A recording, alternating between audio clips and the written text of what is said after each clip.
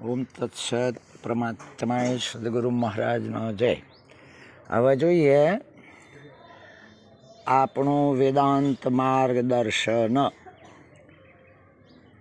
આપણે એનો પ્રથમ ભાગ જોયો. હવે જોઈએ તો જેમ વિચાર સાગરમાં તરંગ શબ્દ લખ્યા છે એમ અહીં આગળ માર્ગદર્શનમાં વિશ્રામ એવો વિભાગો પાડેલા છે. જોઈએ વેદાંત માર્ગદર્શન વિશ્રામ પહેલો. આ વિશ્રામ એટલે આ વિભાગમાં પ્રપંચ વિશે એનું વર્ણન કરવામાં આવેલું છે. તો હવે સેવક અગર તો શિષ્ય ગુરુને પૂછે છે કે આ પુરુષાર્થ એ કોને કહેવાય? તો સદગુરુ બ્રહ્મજ્ઞાની ગુરુ એનો ઉકેલ કરે છે કે પુરુષ વત્તા અર્થ, પુરુષાર્થ એટલે કે સર્વ પુરુષો જીવ માત્ર એની જે ઈચ્છાનો જે વિષય તે પુરુષાર્થ છે. પુરુષાર્થ એટલે કે શાસ્ત્રકારોએ ધર્મ, અર્થ, કામ અને મોક્ષ એમ 4 પ્રકારના પુરુષાર્થ કહેલા છે. પહેલા 3ને એટલે ધર્મ, અર્થ, કામ એ 3ને પ્રેય એટલે પ્રિય વાલા અને ચોથાને શ્રેય એટલે કલ્યાણકારક આત્મકલ્યાણ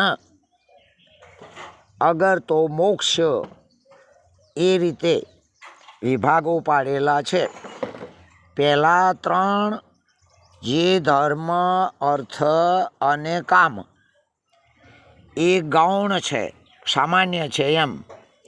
અને ચોથો ભાગ જે મોક્ષ એ મુખ્ય પુરુષાર્થ શાસ્ત્રકારોએ ગણેલા છે. આ વિશ્રામમાં મુખ્ય પુરુષાર્થનો પ્રસંગ છે મોક્ષ વિશેનો. એ જેને શાસ્ત્રીય ભાષામાં શ્રેય એટલે કલ્યાણ સ્વરૂપ અર્થાત મોક્ષ. તો આ માર્ગ જીવને પુરુષાર્થ કરવાથી મળે છે, મોક્ષનો માર્ગ. વિવેકી જીવની પ્રવૃત્તિ પ્રેયને પ્રાપ્તિમાં અટકી જતી નથી, પણ તે તો શ્રેય માટે પ્રયત્ન કરે છે. અર્થાત કોઈને કોઈ પ્રવૃત્તિ એટલે કામ ધંધા સહિત પોતાની શાંતિ અર્થાત સુખ માટે જ કરતા હોય છે. કોઈ ત્રિદોષથી, ત્રિદોષ એટલે વાત, પિત્ત અને કફ, આ ત્રિદોષથી કોઈ હેરાન થતા હોય એવા પીડાતા રોગીને એના દહીં એટલે ખટાશ ખાવાની ઈચ્છા તો થાય. એ દહીં એને વાલું પણ લાગે, ખટાશ આવા ત્રિદોષી દર્દીને વાલું પ્રિય પણ લાગે, પણ તેમાં તેનું કલ્યાણ નથી, ભલું નથી. કડવી દવા તેને વાલી અગર તો પ્રિય લાગતી નથી, છતાં તે કડવી દવાનો ઉપયોગ જ એના રોગની નિવૃત્તિમાં કલ્યાણ સ્વરૂપ થાય છે. અર્થાત ભક્તિ કે જ્ઞાન માર્ગ ભલે ના ગમે, પરંતુ છેવટે કે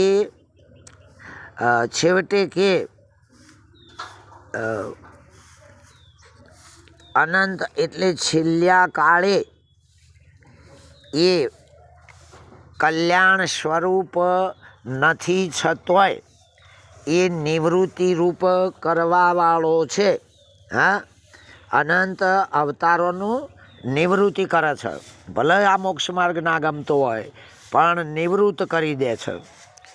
એમ સંસારમાં જન્મ મરણ રૂપ મહાન રોગથી પીડાતા જીવને વિષયોનો ઉપભોગ એટલે ભોગ ભોગવવા વહાલા લાગે છે, પણ તેમાં તેનું વહાલું પ્રિય શ્રેય નથી.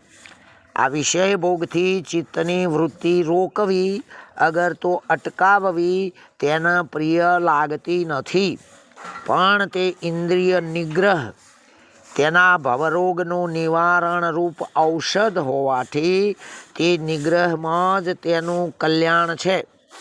એથી શાસ્ત્રકારો નિગ્રહ રૂપ શ્રેયને મુખ્ય પુરુષાર્થ કયો છે. એહી સંસ્પર્શજા ભોગા દુઃખ યોન એવ તે આદ્યમ તત્તવંત કૌંતેયન તેષુ રમતે બુધ.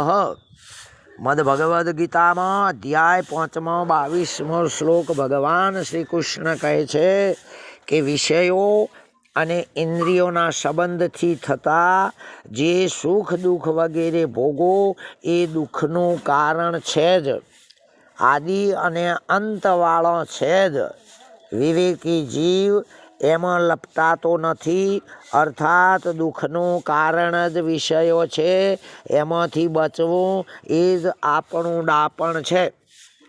હવે શિષ્ય પૂછે છે કે હે સદગુરુદેવ, સર્વ પુરુષો શાની ઈચ્છા કરે છે? જીવ માત્ર શાની ઈચ્છા કરે છે?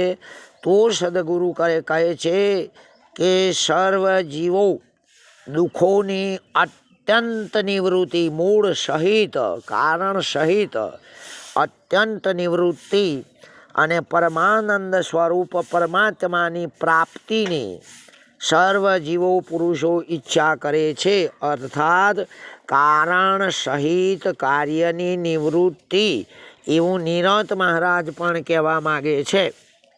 હવે એ નિવૃત્તિ 2 પ્રકારની છે. એક કાર્યની કારણમાં લયરૂપ નિવૃત્તિ એ સાધારણ નિવૃત્તિ કહેવાય છે.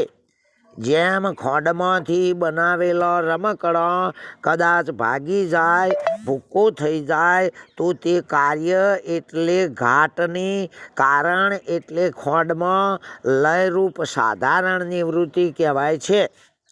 ખોડનો ભૂક્કો એટલે મૂળ કારણ હજુ તો મોજૂદ હાજર હોવાથી ફરીથી રમકડો બનાવી શકાય છે.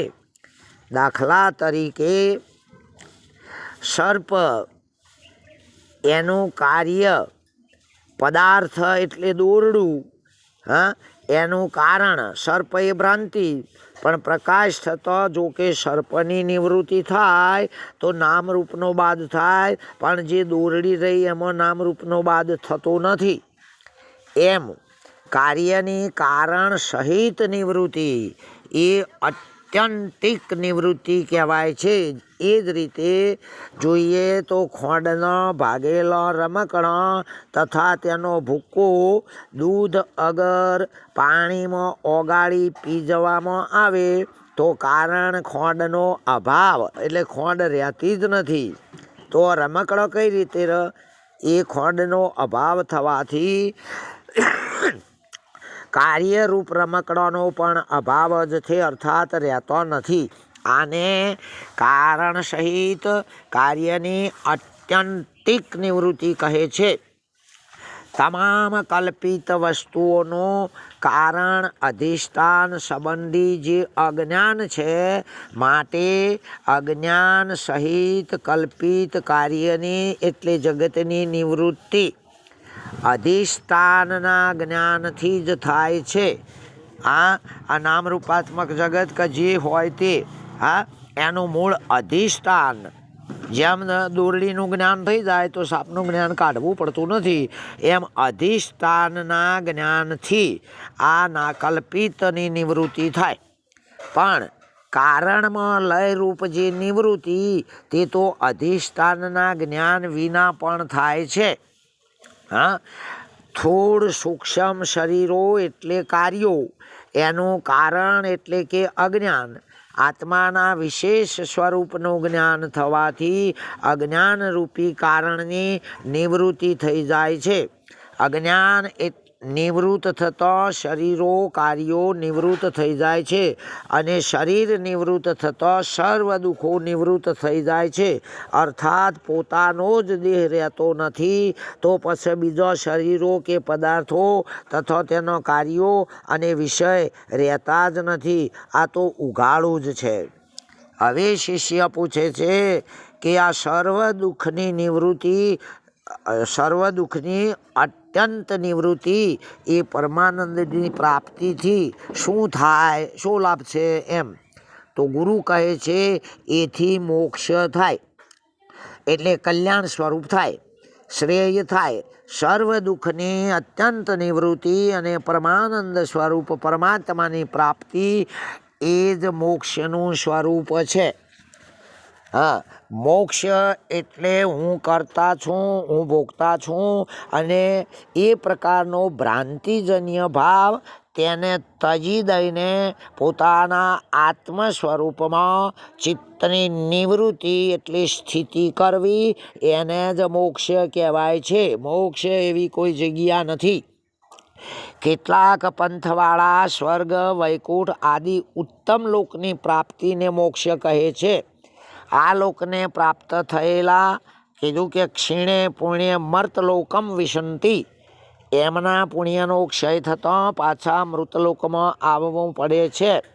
આવું ભગવાન કહેવા માગે છે. અને નરસિંહ મહેતા પણ કહે છે કે ભૂતળ ભક્તિ મહાપદાર્થ મોટું, બ્રહ્મલોકમાં નહીં. પુણ્ય કરી અમરાપુર પામ્યા, અંતે 84ની મોય. ફરી આ મૃતલોકમાં એમને જન્મ ધારણ કરવો પડે છે. પણ આવા ઉત્તમ લોકની પ્રાપ્તિ અથવા સાલોક્ય મુક્તિ, સામીપ્ય મુક્તિ, સારૂપ્ય મુક્તિ અને શાસ્ત્રી મુક્તિ એ 4 પ્રકારની મુક્તિ વેદાંત મત પ્રમાણે યથાર્થ મુક્તિ નથી. પરંતુ વેદાંત તેથી ભિન્ન ફક્ત મુક્તિ એટલે કૈવલ્ય મુક્તિને જ સ્વીકાર કરે છે. જે પ્રાપ્ત કરનારને ન સ પુનરાવર્તતે, ફરીથી આ લોકમાં પાછા ફરવું પડતું નથી. આ વેદનું માર્ગદર્શન છે. યદત્વા ન નિર્વર્તન્તે, જેને પ્રાપ્ત થઈને પાછા આ લોકમાં આવવું પડતું નથી. સકળ દુઃખની અત્યંત નિવૃત્તિ અને પરમાનંદ સ્વરૂપ પરમાત્માની પ્રાપ્તિ એ વેદાંત મત પ્રમાણે મોક્ષનું સ્વરૂપ છે. હવે જોઈએ ઉપર કહીએ 4 મુક્તિ. સાલોક્ય મુક્તિ તો સમાન લોકને હક આપનારી મુક્તિ. જેમ રાજાની રાજધાનીમાં રહેવાની પેઠે તે દેવના લોકમાં જઈ રાજાની પ્રજાની પેઠે એમાં નિવાસ કરે એ સાલોક્ય મુક્તિ છે. બીજું સામીપ્ય મુક્તિ. સમીપ એટલે નજીકમાં નિવાસ કરવા રૂપી મુક્તિ. રાજાના દરબારમાં હજુરિયા અને નોકર જેમ રાજાની સમીપ નિવાસ કરે છે, રહે છે, એમ તે દેવના લોકમાં જઈ તેમની નજીકમાં નિવાસ કરવો એ સામીપ્ય મુક્તિ છે. હવે સારૂપ્ય મુક્તિ સમાન રૂપને આપનારી મુક્તિ. રાજાના નાના ભાઈની માફક રાજાના સરખા રૂપવાન થઈ તેમની પાસે રહે તે દેવના જેવા રૂપવાળા થઈ એમની સમીપ નિવાસ કરવો એ સારૂપ્ય મુક્તિ છે. નંબર 4 શાસ્ત્રી મુક્તિ અર્થાત સાયુજ્ય મુક્તિ. તો નિર્વાણ આપનારી મુક્તિ એટલે કે રાજાના પાટવી કુંવરની પેઠે ઈશ્વરના સમાન સત્ય સંકલ્પાદી સર્વ વિભૂતિની પ્રાપ્તિ તે સાયુજ્ય મુક્તિ, એને શાસ્ત્રી મુક્તિ પણ કહે છે. આ 4 પ્રકારમાં છેલ્લા નંબરની જે શાસ્ત્રી મુક્તિ એ શ્રેષ્ઠ મુક્તિ છે. હવે શિષ્ય પૂછે છે કે મોક્ષ શાનાથી થાય? કે મોક્ષ મેળવવા શું કરવું પડે? તો સદગુરુ કહે છે કે બ્રહ્મજ્ઞાન સિવાય મોક્ષ થતો નથી, બીજો કોઈ રસ્તો નથી. શિષ્ય કહે છે કર્મ તથા ઉપાસનાથી મોક્ષ ના થાય? તો સદગુરુ કહે છે કે ના થાય. કર્મ તથા ઉપાસનાથી મોક્ષ ના થાય, પરંતુ તેનાથી ચિત્તની શુદ્ધિ અને એકાગ્ર રૂપતા એ જ્ઞાનનો સાધન રૂપ થાય. કર્મ બે પ્રકારનો છે, સકામ અને નિષ્કામ. તો સકામ કર્મ ફળની ઈચ્છા સહિત કર્મ તે, અને નિષ્કામ કર્મ એટલે ફળની ઈચ્છા વગર કર્મ તે. હવે શાસ્ત્ર વિહિત શુભ સકામ કર્મ કરવાથી તેનું ફળ ભોગવવા ઉત્તમ લોકની પ્રાપ્તિ થાય છે, અને નિષ્કામ શાસ્ત્ર વિહિત કર્મ કરવાથી અંતઃકરણની શુદ્ધિ થાય છે, અર્થાત મોક્ષ થતો નથી. હવે શુદ્ધિ થયા પછી જો ચિત્તમાં ચંચળતા એટલે વિક્ષેપ દોષ હોય તો તેનું નિવારણ કરવા એને ઉપાસના કરવી પડે છે. હવે ઉપાસનાના બે પ્રકાર છે. એક પ્રતીક ઉપાસના, મૂર્તિ ફોટો કે કોઈ પણ હોય. બીજી અહમગ્રહ ઉપાસના. હવે પ્રતીક ઉપાસના જોઈએ તો પોતાના ઈષ્ટને પોતાનાથી ભિન્ન માની જે ઉપાસના કરવી તેનું નામ પ્રતીક ઉપાસના છે. બીજા નંબરમાં અહંગ્રહ ઉપાસના. પોતાના ઈષ્ટદેવને પોતાનાથી અભિન્ન એટલે સહેજ પણ જુદો નહીં, એકરૂપ એમ માની ઉપાસના કરવી તે અહમગ્રહ ઉપાસના છે. આવા પ્રકારની અહમગ્રહ ઉપાસના મનની ચંચળતાને શાંત કરે છે અને પોતાના ચૈતન્ય સ્વરૂપની પ્રાપ્તિમાં મુખ્ય હોવાથી શ્રેષ્ઠ ગણાય છે. હવે જોઈએ ઉપાસનાનું સ્વરૂપ. તો સ્વતંત્ર અંતર નહીં બાહ્યાંતર બ્રહ્મ, એમ જાણે તે ઉપાસના એ છે મોટો મર્મ. સાંભળ શુદ્ધ ચિત્તે કરી, પ્રીતમ સાહેબ પણ આમ કહેવા માગે છે. એ કરવાથી અંતઃકરણમાં રહેલા મળ તથા વિક્ષેપ એ બંને પ્રકારના દોષ નિવૃત્ત થાય છે. જેમ નેત્રમાં તિમિરાદી દોષ એટલે રાસુંદો ગમઠી ભાષામાં એ તિમિરાદી દોષ હોય તેને અંજન એટલે કાજળ આદિ ઉપાય વડે નિવૃત્ત કરીએ તો નિર્દોષ નેત્રથી વસ્તુનું સ્વરૂપ યથાર્થ જોઈ શકાય છે. એમ કર્મ અને ઉપાસના કરવાથી અંતઃકરણ નિર્મળ તથા એકાગ્ર થતાં તેમાં આત્માનું સ્વરૂપ યથાર્થ જણાય છે. પણ જે આવરણ દોષ અંતઃકરણમાં રહેલો છે એ દોષ તો બ્રહ્મ જ્ઞાન વિના દૂર થવાનો જ નથી. હવે શિષ્ય પૂછે છે કે આ બ્રહ્મજ્ઞાન એટલે શું અને તે કેટલા પ્રકારનું છે? તો સદગુરુ કહે છે, બ્રહ્મના સ્વરૂપને યથાર્થ જાણવું તે બ્રહ્મજ્ઞાન. એના બે વિભાગ છે, પરોક્ષ જ્ઞાન તથા અપરોક્ષ, બે પ્રકાર છે. હવે શિષ્ય પૂછે છે બ્રહ્મજ્ઞાન, પરોક્ષ બ્રહ્મજ્ઞાન એટલે શું? તો ગુરુ કહે છે, સત્યમ જ્ઞાનમ મનંતમ બ્રહ્મ. બ્રહ્મ સતચિત આનંદ રૂપ છે એમ જાણવું એ પરોક્ષ જ્ઞાન. એ જ્ઞાન તત્વમસી મહાવાક્યમાં રહેલા તત શબ્દનો અર્થ બતાવે છે. તેથી તે અપરોક્ષ અદ્વૈત જ્ઞાનમાં ઉપયોગી છે. હવે પરોક્ષ જ્ઞાન એટલે કે કોઈ સભામાં થોડાક માણસો બેઠા હોય ત્યાં આપણે શિવશંકર નામનું સ્મરણ શિવશંકર નામના માણસનું આપણને કોમ છે. તો તે શ્રોતાજનોની સભામાંથી એકને પૂછીએ કે ભાઈ આમાં શિવશંકર છે? તો કોઈ બી કહેશે કે હા છે. ત્યાં શિવશંકર છે એવું જ્ઞાન આપણને જે થયું કે એ પરોક્ષ જ્ઞાન કહેવાય. આ પરોક્ષ જ્ઞાન શિવશંકરના અપરોક્ષ જ્ઞાનમાં ઉપયોગી છે. આમ શાસ્ત્રો જે વર્ણન કરે છે તે પરોક્ષ જ્ઞાન છે. જો કે તે અમુક સમય સુધી જ ઉપયોગી છે. જેમ સાધનો એટલે પ્રવાસ પૂરતો જ જરૂરી છે. સ્ટેન્ડ આવતો ઉતરી જવું પડે છે.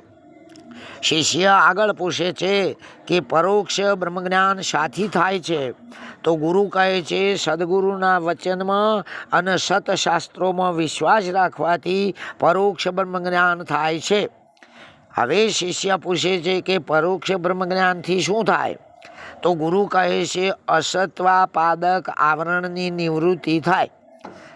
હા, બ્રહ્મ નથી એવું જે બ્રહ્મનું અસત એ ભાવને બતાવનાર આવરણ, હા, એના અસત્વાપાદક આવરણ કહેવાય છે. શિષ્ય પૂછે છે પરોક્ષ બ્રહ્મજ્ઞાન પૂર્ણ થયું ક્યારે કહેવાય? તો ગુરુ કહે છે કે બ્રહ્મનિષ્ઠ ગુરુ અને વેદાંત શાસ્ત્રોના વચનોને અનુસરીને બ્રહ્મ સ્વરૂપનો નિર્ણય કરવામાં આવે ત્યારે પરોક્ષ બ્રહ્મજ્ઞાન પૂર્ણ થયું કહેવાય છે. હવે શિષ્ય કહે છે અપરોક્ષ બ્રહ્મજ્ઞાન એટલે શું? તો ગુરુ કહે છે કે સચ્ચિદાનંદ સ્વરૂપ બ્રહ્મ હું છું, અહમ બ્રહ્માસ્મિ, એવું જે જાણવું તે અપરોક્ષ બ્રહ્મજ્ઞાન છે. હવે શિષ્ય પૂછે છે અપરોક્ષ બ્રહ્મજ્ઞાન શાનાથી થાય? તો સદગુરુ કહે છે કે સદગુરુના મુખથી તત્વમસી વગેરે મહાવાક્યો સાંભળવાથી અપરોક્ષ બ્રહ્મ થાય છે. પછી બીજું કોઈ પણ વંચન પદ્ધતિ રહેતી નથી. શિષ્ય પૂછે છે કે અપરોક્ષ બ્રહ્મજ્ઞાન કેટલા પ્રકારનું છે? તો ગુરુ કહે છે અદ્રઢ અને દ્રઢ એવા બે પ્રકારનું છે. શિષ્ય પૂછે છે અદ્રઢ પરોક્ષ જ્ઞાન, અદ્રઢ અપરોક્ષ બ્રહ્મજ્ઞાન કોને કહેવાય? તો ગુરુ કહે છે અસંભાવના અને વિપરીત ભાવના સહિત બ્રહ્મ અને આત્માની એકતાનો જે નિશ્ચય થાય તેને અદ્રઢ અપરોક્ષ બ્રહ્મજ્ઞાન કહેવાય છે. હવે અસંભાવના એટલે સંશય. એ બે પ્રકારની અસંભાવના છે. સંશયના બે પ્રકાર છે, પ્રમાણગત સંશય અને પ્રમેયગત સંશય. વેદાંત એ પ્રમાણ છે. એ વેદાંત શાસ્ત્રમાં જીવ તથા બ્રહ્મનો ભેદ પ્રતિપાદન કર્યો હશે કે અભેદ છે? હા, પ્રતિપાદન કર્યો એ ભેદ છે કે અભેદ છે? આવો જે સંશય તે પ્રમાણગત સંશય કહેવાય છે. અને જીવ તથા બ્રહ્મનો ભેદ સત્ય છે કે અસત્ય છે, અભેદ છે?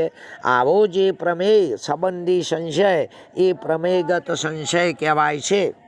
વિપરીત ભાવના એટલે જીવ અને બ્રહ્મનો ભેદ સત્ય છે. જીવ કદી બ્રહ્મરૂપ થઈ શકે નહીં. આ દેહાદી પ્રપંચ સત્ય છે. આવો વિપરીત વિરુદ્ધ નિશ્ચય તે વિપરીત ભાવના કહેવાય છે. આવી ભાવના ઇન્દ્રિય દોષાદ્વામ સંસ્કાર દોષાદ્વા, ઇન્દ્રિયના અથવા સંસ્કારના દોષથી જ થાય છે. હવે વેદાંત એટલે વેદના અંતભાગ રૂપ જે ઉપનિષદો છે, અંતભાગ એ અથવા વેદ જ્ઞાનનો અંત એટલે નિર્ણય, એવું જેમાં બતાવવામાં આવ્યું હોય એને વેદાંત કહેવાય છે. પ્રમાણ અને પ્રમેય તો નેત્ર વગેરે ઇન્દ્રિયો જ્ઞાન થવાના જે સાધનો છે એના માટે તેને પ્રમાણ કહેવાય છે. સાધનને શાસ્ત્રોમાં કરણ કહ્યો છે. પ્રત્યક્ષ જ્ઞાન થવાનું કારણ નેત્ર આદિ ઇન્દ્રિયો છે. માટે નેત્ર વગેરે ઇન્દ્રિયો પ્રમાણ કહેવાય છે. એ જ પ્રમાણે કેટલેક સ્થળે કાર્ય ઉપરથી કારણનો નિર્ણય કરી શકાય છે. જેમ કે અગ્નિ અને લીલા બળતણનો સંબંધ થવાથી ધુમાડો નામે કાર્ય ઉત્પન્ન થાય છે. આ ધુમાડો જોઈને અગ્નિનું અનુમાન કરી શકાય છે. માટે અનુમાન પણ એક પ્રમાણ છે.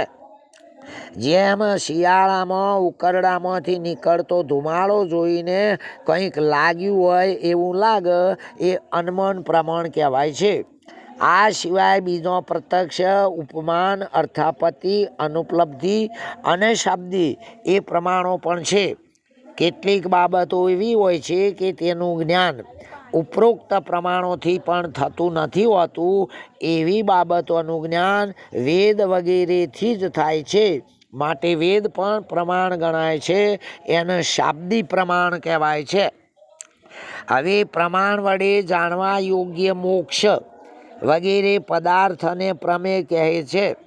શિષ્ય પૂછે છે કે અદઢ અપરોક્ષ બ્રહ્મજ્ઞાન થવામાં કારણ શું છે?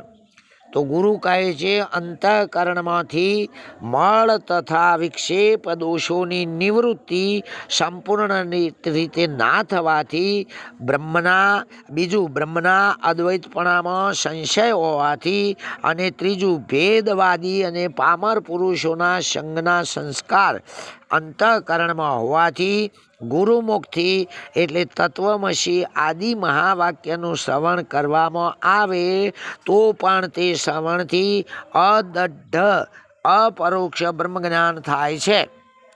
શિષ્ય આગળ પૂછે છે કે આ અદઢ અપરોક્ષ બ્રહ્મજ્ઞાનનું ફળ શું? તો ગુરુ કહે છે આ દેહ છોડ્યા પછી ઉત્તમ લોકની પ્રાપ્તિ થાય.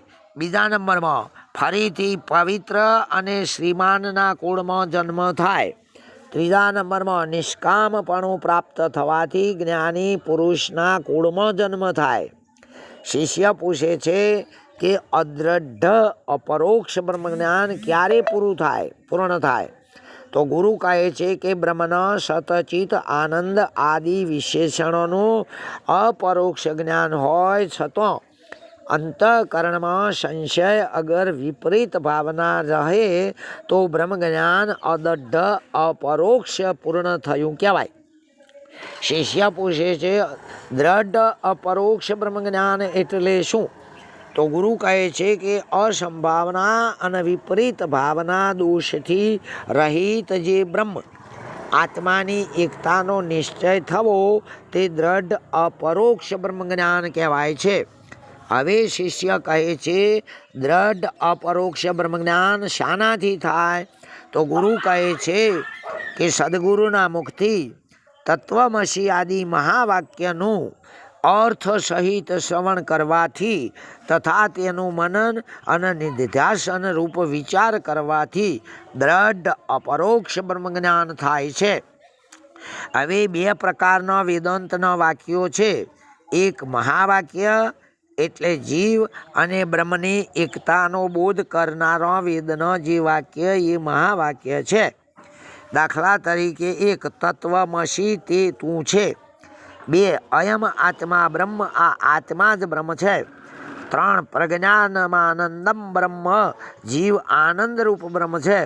અને ચાર અહમ બ્રહ્માસ્મિ હું બ્રહ્મ છું. પેલામાં અયમ આત્મા બ્રહ્મ, આ અહમ બ્રહ્માસ્મિ હું બ્રહ્મ છું એ અપરોક્ષ જ્ઞાન કહેવાય છે. એને જ સાક્ષાત્કાર કહેવાય છે. હવે જોઈએ અવાંતર વાક્યો. તો પરમાત્મા અથવા જીવના સ્વરૂપનું બોધક વાક્ય તે અવાંતર વાક્ય કહેવાય છે. એ અવાંતર વાક્યથી પરોક્ષ જ્ઞાન થાય છે. જેમ કે બ્રહ્મ છે, પરમેશ્વર છે, એ પરોક્ષ જ્ઞાન કહેવાય છે. તું બ્રહ્મ છે એવું ગુરુએ કહેલું મહાવાક્ય સાંભળીને હું બ્રહ્મ છું એવો જે નિશ્ચયને દ્રઢ બોધ થાય છે તેને અપરોક્ષ જ્ઞાન કહે છે. એ અપરોક્ષ જ્ઞાન કેવળ ગુરુએ કહેલા મહાવાક્યનો શિષ્યના કાન સાથે સંબંધ થવાથી થાય છે. માટે શ્રોત્રના સંબંધવાળું અવાંતર વાક્ય પરોક્ષ જ્ઞાનનો હેતુ છે. સ્ત્રોત્ર એટલે કાન, એ સ્તોત્રના સંબંધવાળું મહાવાક્ય અપરોક્ષ જ્ઞાનનો હેતુ છે. મહાવાક્યથી સૌને અપરોક્ષ જ્ઞાન થાય જ છે, પરોક્ષ જ્ઞાન થતું નથી. હવે શિષ્ય પૂછે છે દ્રઢ અપરોક્ષ જ્ઞાનનું ફળ શું? તો ગુરુ કહે છે કે અભાનાપાદક આવરણથી અને વિક્ષેપરૂપ કાર્ય સહિત અવિદ્યાની નિવૃત્તિ થાય અને પછી બ્રહ્મ પ્રાપ્તિ રૂપ મોક્ષ થાય છે. આગળ કહે છે અભાનાપાદક એટલે અભાન વત્તા આપાદક. અભાન એટલે અપ્રતીતિ, દેખાવ થાય નહીં અને ન ભાસવું. તે આપાદક એટલે સિદ્ધ કરનાર, નથી દેખાતું એવું સિદ્ધ કરે એ. બ્રહ્મ દેખાતો નથી એ પ્રમાણે જે બ્રહ્મની અપ્રતીતિ તેને નક્કી કરાવવાવાળું જે આવરણ તેને અભાનાપાદક આવરણ કહેવાય છે. હવે વિક્ષેપ સ્થૂળ સૂક્ષ્મ શરીરો તથા ચિદાભાસ અને તેના કરતાપણા આદિ ધર્મો એ બધાને વિક્ષેપ કહેવાય છે. શિષ્ય કહે છે કે દઢ અપરોક્ષ બ્રહ્મજ્ઞાન પૂર્ણ ક્યારે થાય? તો ગુરુ કહે છે કે શરીર હું છું એવું જે દ્રઢ જ્ઞાન થયેલું છે એ ભ્રાંતિ છે. એ ભ્રાંતિ જ્ઞાનનો બાદ કરીને હું આત્મા છું અને તે જ આત્મા બ્રહ્મથી ભિન્ન નથી એવી દ્રઢતા ચિત્તમાં થાય ત્યારે દ્રઢ અપરોક્ષ બ્રહ્મજ્ઞાન પૂર્ણ થયું કહેવાય છે. હવે જ્ઞાનનું વર્ણન કરીએ તો એક સાધન જ્ઞાન સંપાદન કરવા માટે શ્રવણ મનન તથા નિધિધ્યાસન એ જ્ઞાનના સાધનો છે. બીજા નંબરમાં સ્વરૂપ દેહાદિક જે અનાત્મ વસ્તુઓ છે એનાથી ભિન્ન આત્મ વસ્તુ જે પ્રત્યક ચૈતન્ય છે એનું વારંવાર વિવેચન એ જ્ઞાનનું સ્વરૂપ છે.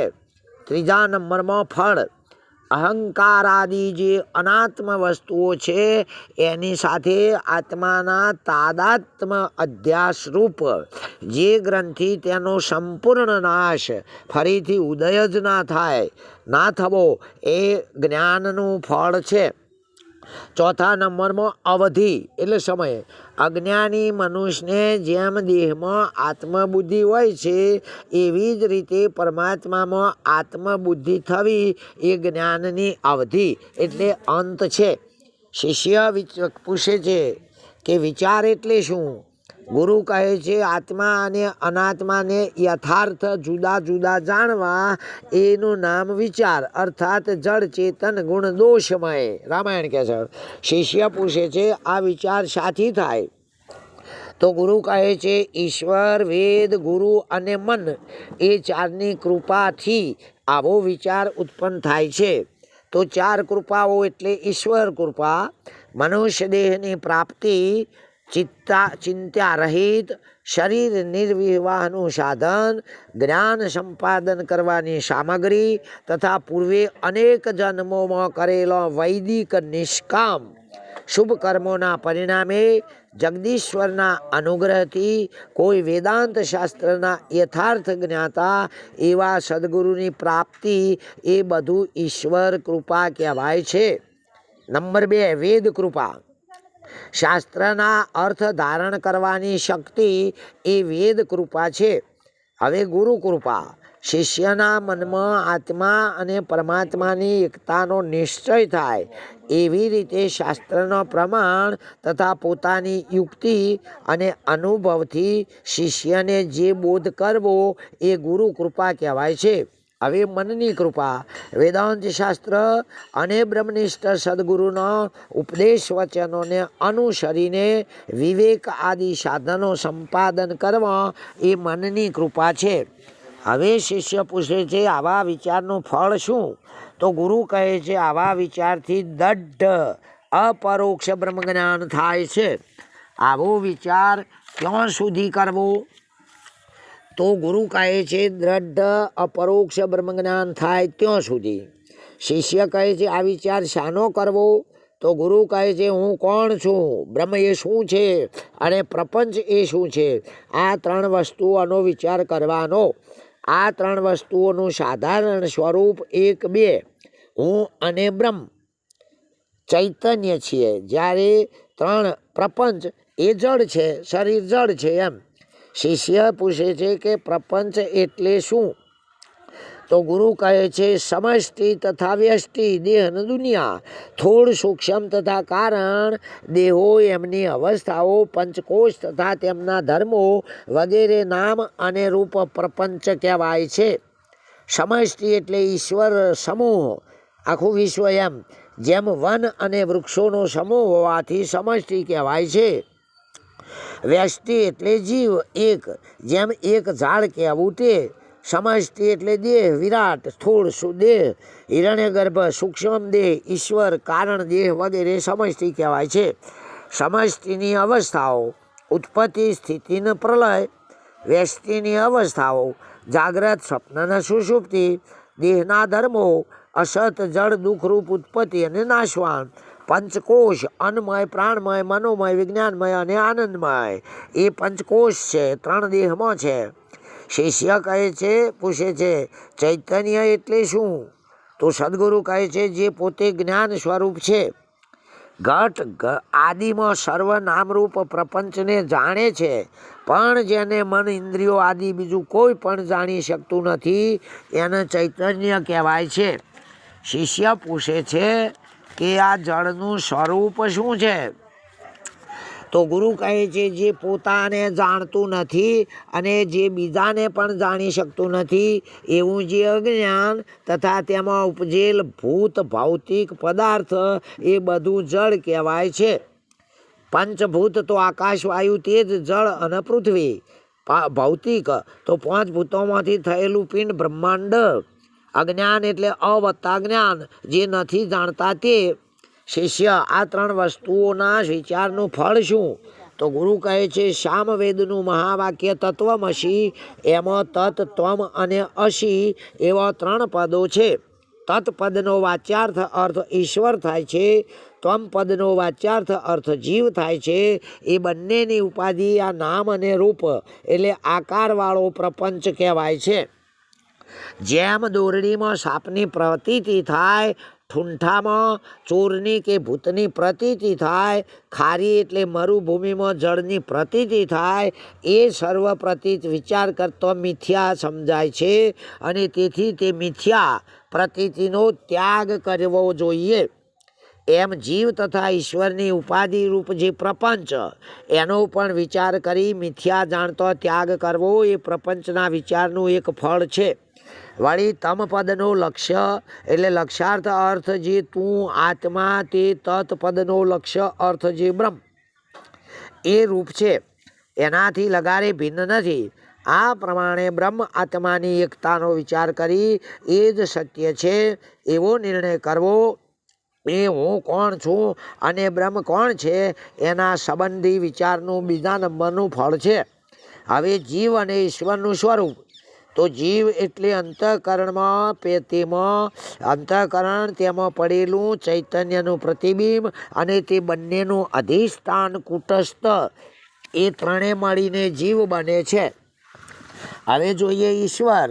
તો માયામાં પડેલું ચૈતન્યનું પ્રતિબિંબ અને તેમનું અધિષ્ઠાન બ્રહ્મ, એ 3 મળીને ઈશ્વર કહેવાય છે.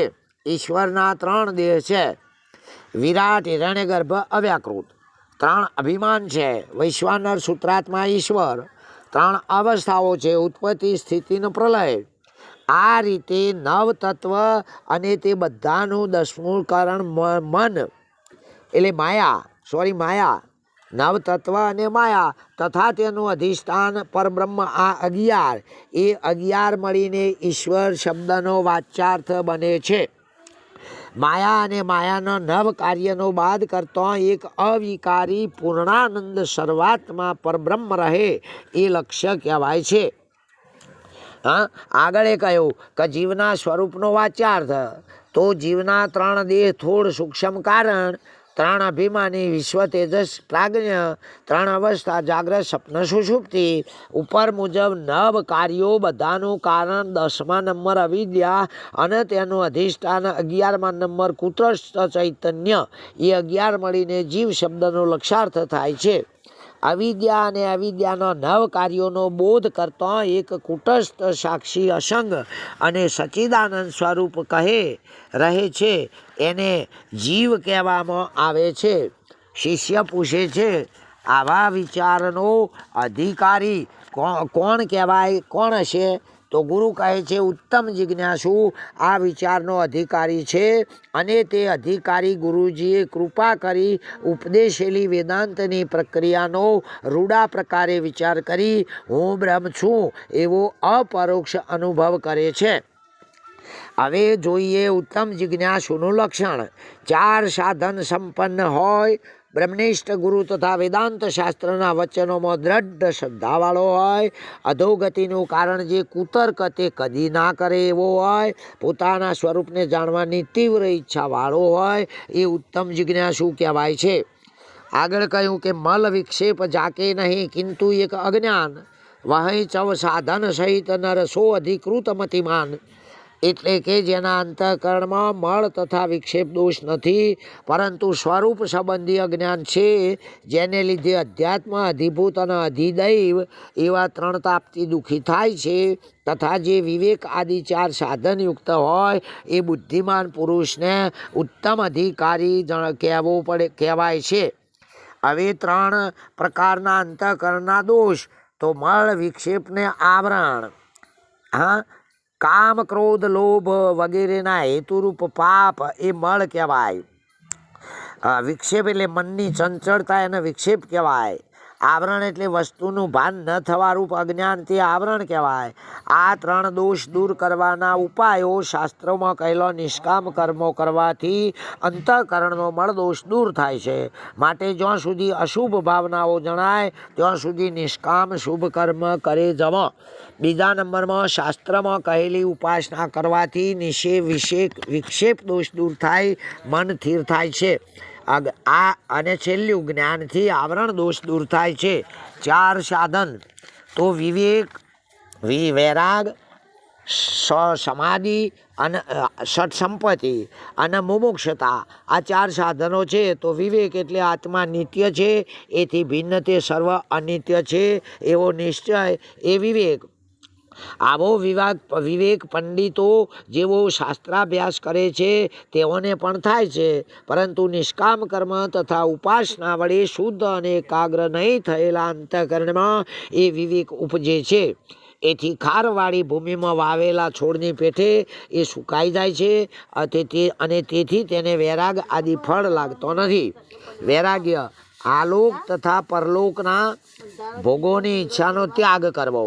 સમાધિ કહે એટલે છ સાધનો: સમ, દમ, શ્રદ્ધા, સમાધાન, ઉપરામ તિતિક્ષા. સમ એટલે શબ્દાદિ બાહ્ય વિષયોથી મનને રોકવો. દમ એટલે વિષયોથી ઇન્દ્રિયોને રોકવી. શ્રદ્ધા એટલે ગુરુ અને વેદના વચનો ઉપર વચનો સત્ય જ છે એવો વિશ્વાસ રાખવો. સમાધાન એટલે સતલક્ષ્ય સાધવામાં ચિત્તની એકાગ્રતા. તે ઉપરામ એટલે એને ઉપરથી પણ કહે છે. એક વખત ત્યાગ કર્યા પછી પ્રાપ્ત થયેલા તે વિષયની ઈચ્છા ન કરવી એને ઉપરથી કહેવાય છે. તિતિક્ષા એટલે તાડ, તાપ આદિ જોડકોને, દ્વંદ માત્રને સહન કરવાનો જે સ્વભાવ એ તિતિક્ષા કહેવાય છે. આધ્યાત્મિક દુઃખ તો આધ્યાત્મિક દુઃખ આત્માનો આશ્રય કરીને રહેવાવાળો સ્થૂળ તથા સૂક્ષ્મ શરીર એને અધ્યાત્ય કહે છે. એ શરીરના સંબંધી ઉત્પન્ન થતો જે દુઃખ તેને અધ્યાત્મ દુઃખ કહેવામાં આવે છે. આ દુઃખનો તાપના બે પ્રકાર છે. દુઃખ એટલે તાપ. આધિ, વ્યાધિ તો માનસિક ચિંતાથી થતો દુઃખ સૂક્ષ્મ શરીરમાં થાય, આધિ છે. તાવ આદિ રોગથી થતો દુઃખ સ્થૂળ શરીરમાં થાય, વ્યાધિ છે. પોતાના શરીરથી ભિન્ન પણ ચક્ષુ આદિ ઇન્દ્રિયોથી જાણી શકાય તેવા કારણથી થતો દુઃખ, જેવા કે ચોર, વાઘ, સ્ત્રી, પુત્રાદિથી થતો દુઃખ જેને અધિભૂત કહેવાય. હવે અધિદૈવ દુઃખ પોતાના શરીરથી ભિન્ન પણ ચક્ષુ આદિ ઇન્દ્રિયો ન જોઈ શકાય એવા કારણોથી થતો દુઃખ, જેવા કે દૈવ, કોપ, અતિવૃષ્ટિ, અનાવૃષ્ટિ, ભૂકંપ આદિથી થતો દુઃખ એ અધિદૈવ દુઃખ છે. શિષ્ય પૂછે છે, આવો ઉત્તમ જિજ્ઞાસુ શું કરે? તો ગુરુ કહે છે, આવા વિવેકીને પ્રાપ્ત થયેલો બુદ્ધિમાન શિષ્ય ગુરુને શરણે જઈ એમના ચરણ કમરમાં સાષ્ટાંગ દંડવત નમસ્કાર કરી બે હાથ જોડી વિનયપૂર્વક પ્રશ્ન પૂછે, હે ગુરુદેવ, આ બંધ એ શું છે? મોક્ષ એ શું છે? જીવ કોને કહેવાય? ઈશ્વરનું સ્વરૂપ શું છે? આત્મા અને પરમાત્માનું સ્વરૂપ શું છે? એ બંનેની એકતા કેમ કરી શકાય, સમજી શકાય વગેરે તથા તે પ્રશ્નોના વેદ સંમત ખુલાસા જે ગુરુએ કૃપા કરી આપ્યા હોય તેનું વારંવાર મનન કરી હું બ્રહ્મ જ છું એવો પરોક્ષ અનુભવ કરે તે. એટલે જે છાતી, માથું, દષ્ટિ, મન, વચન, બે પગ, બે હાથ તથા બે ઢીંચણ કોડો એ 8 અંગથી કરાતા પ્રણામને સાષ્ટાંગ દંડવત પ્રણામ કહે છે. આગળ એ કહ્યું કે વેદના વાક્ય તથા લક્ષ્યના અર્થને સારી રીતે જાણતા હોય, જીવનું લક્ષ્ય સ્વરૂપ આત્મા અને બ્રહ્મ એ બંનેને એકરૂપ જ છે એવો જેમને નિશ્ચય હોય, શિષ્યની બુદ્ધિમાં ઘર કરી રહેલા 5 પ્રકારના ભેદનો નાશ થયો હોય, અદ્વય એટલે એકત્વ તથા અવિદ્યાદિ દોષ રહિત જે બ્રહ્મ તેનું દર્શન કરાવે છે. નામ રૂપાત્મક સર્વ સંસાર મૃગતૃષ્ણાના જળની પેટે મિથ્યા છે એવો વારંવાર ઉપદેશ ઉક્તિ સહિત શ્રવણ કરાવે, શિષ્યને સંસારાત્મક બુદ્ધિ ના થાય એવો લગાર પણ ઉપદેશ ના કરે. આવા લક્ષણવાળા સદગુરુ આત્મા તથા બ્રહ્મની એકતાના વિષયમાં અદ્ભુત ઉપદેશ આપે છે. હવે જોઈએ જીવ ઈશ્વરનો ભેદ 5 ભેદ છે, પણ એ કલ્પિત છે. અવિદ્યા અને માયાની ઉપાધિથી પ્રતીત થતો હોવાથી ઘટાકાશ અને જલાકાશના ભેદની પેઠે એ જીવ ઈશ્વરનો ભેદ છે. જીવોનો પરસ્પર જીવનો ભેદ કલ્પિત છે. સાભાસ અંતઃકરણ રૂપ ઉપાધિથી પ્રતીત થતો હોવાથી અનેક ઘટાકાશના ભેદની પેઠે પણ તે કલ્પિત છે. જીવ જળનો ભેદ કલ્પિત છે. સાભાસ અંતઃકરણ અને નિરાભાસ નામ રૂપમાં ઉપાધિને લીધે પ્રતીત થતો હોવાથી સ્વપ્નના અનેક ચર અચર પદાર્થોની પેઠે એટલે ઈશ્વર અને જળનો ભેદ કલ્પિત છે. સાભાસ માયા અને નામરૂપમય ઉપાધિથી પ્રતીત થતો હોવાથી સાક્ષી અને સ્વપ્ન પ્રપંચના ભેદની પેઠે જળનો ભેદ એ પણ કલ્પિત છે. નામરૂપમય ઉપાધિથી પ્રતીત થતા હોવાથી રજ્જુમાં કલ્પિત સર્પ દંડાદિકના ભેદની પેઠે એ પણ કલ્પિત છે. આ 5 પ્રકારના અનુમાન પંચ ભેદના ખંડનમાં યુક્તિઓ છે જે આપણને વેદાંત માર્ગદર્શન આપે છે. ઓમ તત્સત. પરમાત્માએ સદગુરુ મહારાજનો જય.